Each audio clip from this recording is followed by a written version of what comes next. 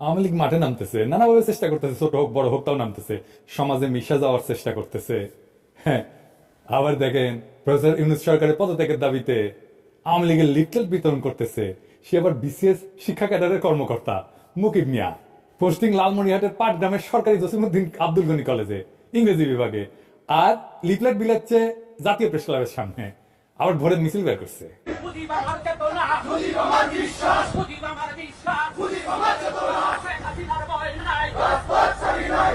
Slogan আবার দিচ্ছে ওই মুকিম, ওই ছাত্রলীগের কেন্দ্রীয় কমিটির সাবেক গণশিক্ষা বিষয়ক সম্পাদক ছিল। এইগুলা জিটে দেখবেন, সেটা দাবরানি দিবেন, কোথাও এদের দাঁড়াবার দিবেন না। এটাই হইতেছে এখনকার স্ট্র্যাটেজি।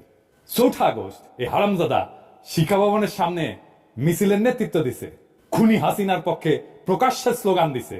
তারপরে ৬ মাস ঘুরে বেড়াচ্ছে, পোস্টিং নিয়ে বসে আছে পাটগ্রামে যায়।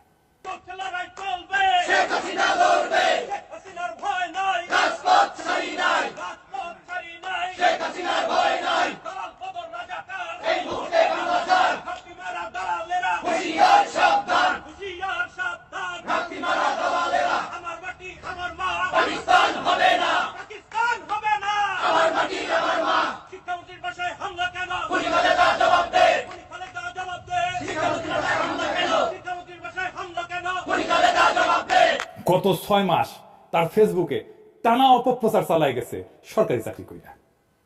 কেউ কিছু বলেনি, দিব্যি ঘুরে বেড়াইতেছে, বাসা বোধহয় সেগুন বাগিচা বা পল্টনে। ফেসবুকে যা লিখেছে সেটা ওর নেত্রী হাসিনা ২০১৮ সালে সরকারি কর্মচারী একটা শৃঙ্খলা এবং আপিলের যে বিধিমালা ৩ খ এই ধারা অনুযায়ী শাস্তিযোগ্য অপরাধ করছে, তাও সে আছে। শিক্ষামন্ত্রী হচ্ছে বিএনপির পছন্দের মন্ত্রী, ডায়াপার পরা ওয়াহিদুদ্দিন মাহমুদ। ৩০ সেপ্টেম্বর আমি পোস্ট দিছিলাম এই ভিডিওর, ওই মাউসির সামনে স্লোগান মাস্টার কে নামও পাওয়া গেছে। ১ নম্বর তরিকুল ইসলাম ৩৫তম বিসিএস, সাদিয়া সুলতানা ৩৫তম বিসিএস, দিদারুল ইসলাম ৩৪তম বিসিএস, আর মুকিব মিয়া যে স্লোগান দেওয়া ৩৩তম বিসিএস, বিজয় কুমার ঘোষ ২৪তম বিসিএস, স্বরূপ কাহালি ২৪তম বিসিএস। ওই স্লোগান দিচ্ছে, স্বরূপ কাহালি স্লোগান দিচ্ছে। জাফর আলী ১৬ বিসিএস, ওই এই প্রোগ্রামের মূল আয়োজক। মনিরুল ইসলাম ২৪ BCS, doctor Enamul Haque ২৪ BCS. এরা কে কোথায় আমরা জানতে চাই। এই ভিডিওর কমেন্ট বক্সে লিখে দিবেন কে কোথায় আছে জানেন কিনা, তারপরে ওদের ধরেছি। আর ডায়াপার পড়া শিক্ষা উপদেষ্টা এইগুলো যদি চাকরি থাকে তাইলে কলে তোমার খবর আছে কয়ে দিচ্ছি, ডায়াপার টাইনে খুলে ফেলবো।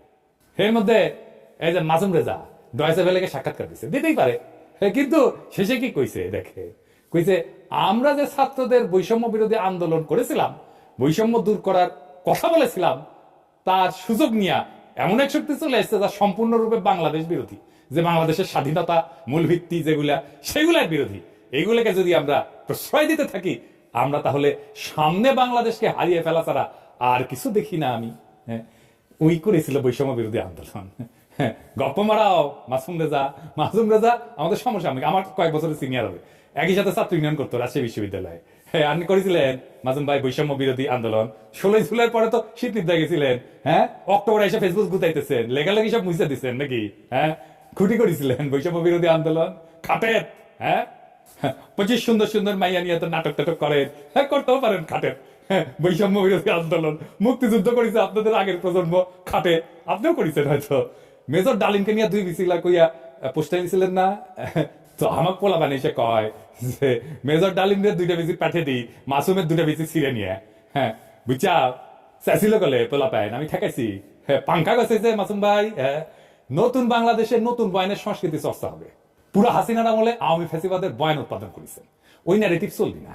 আপনাদের নতুন নাটক লিখতে হবে, নতুন সংস্কৃতি চর্চা করতে হবে। আমাদের বাংলাদেশ বিরোধী বলবেন না, ভুলেও না, কখনো না, কেউ যেন না বলে। এই আমাদের বাংলাদেশ বিরোধী বলবেন বিসিক টাইনা ছিঁড়ে ফেলবো একেবারে।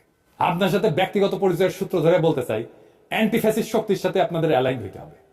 আমার বাবা নাটকের লোক ছিলেন, আমি চাই আপনাদের সাথে কথা বলতে আপনাদের কনসার্ন শুনবো, আর আমাদের এক্সপেকটেশন শুনবেন। আমরা এনশিওর করবো নিরাপদ সংস্কৃতি চর্চা। আপনি আওয়ামী বয়ান উৎপাদন করবেন আবার ঈর্ষা, ওটা পারবেন না, করতে দেওয়া হবে না। আওয়ামী বয়ান আমরা ধ্বংস করে দেবই দেব। আমরা পারি কিনা সেটা তো দেখেছেন। আর ভাইবেন না যে এডি বসে খালি আওয়াজ দিই, তাই না? এডি আওয়াজ দিব, ঘটনা ঘটবে বাংলাদেশে। দেখেন চিটাগাঙ্গে স্যাম্পল দেখেছি, একটু আগে আমি যখন ঘুমানোর আগে আমি বাসায় দেখছি পিনাকি ভাই লিখছে যে নেভি কমিশনের নজরুল হোসেন রাজভান্ডারী এবং এমপি সানি এই দুজন এখানে অবস্থান করতেছে। রাতে খাবারের দাওয়াত আসছে ওরা। এটা শোনার পরে আমরা এদিকে আসছি, আমি আমার ছোট ভাই আইমান, আমরা দুজন এখানে আসছি। আসার পর দেখতেছি আমাদেরকে নৌবাহিনী অসহযোগিতা করছে। প্রয়োজনে শক্তি প্রয়োগ করতে হলে করবো, শক্তি প্রয়োগ করতে হবে, কারণ প্রতি বিপ্লবী কর্মকাণ্ড এখনো চলমান। তাই আমাদের লড়াই এখনো শেষ হয় নাই। অনেক অমীমাংসিত ইস্যু আছে, সেগুলো সেটেল না হওয়া পর্যন্ত ক্ষমতার সাথে পাল্টা ক্ষমতার লড়াই হবে। ওপেন প্রস্তাব হয় নেগোশিয়েট করেন অথবা হেড অন কলিশন করেন, চয়েস আপনাদের। বটম লাইন, আওয়ামী লীগ আওয়ামী বয়ান আমরা রাখবো না। কেউ আমাদের এই মিশন ঠেকাতে পারবেন না। কথা বলেন আমাদের সাথে, নিশ্চিত করব আপনার নিরাপদে সংস্কৃতি চর্চা করবেন। আর যদি ঘাট তেরামি করেন, আর্মি দিয়েও কিছু করতে পারবেন না, কেউ ঠেকাইতে পারবেন না আপনাদের। এবার আসেন এই আওয়ামী লীগ নিয়ে আমরা কি করব সেটা নিয়ে একটু আলাপ করি। আওয়ামী লীগ নিয়ে বহুত মানুষ বহুত পেরেশানিতে আছে। ওরে কি নিষিদ্ধ করা ঠিক হবি? আমরা কেমনে তাহলে তাকে নিষিদ্ধ করব? এত বড় একটা রাজনৈতিক দল, আসেন এটা নিয়ে আলাপ করি।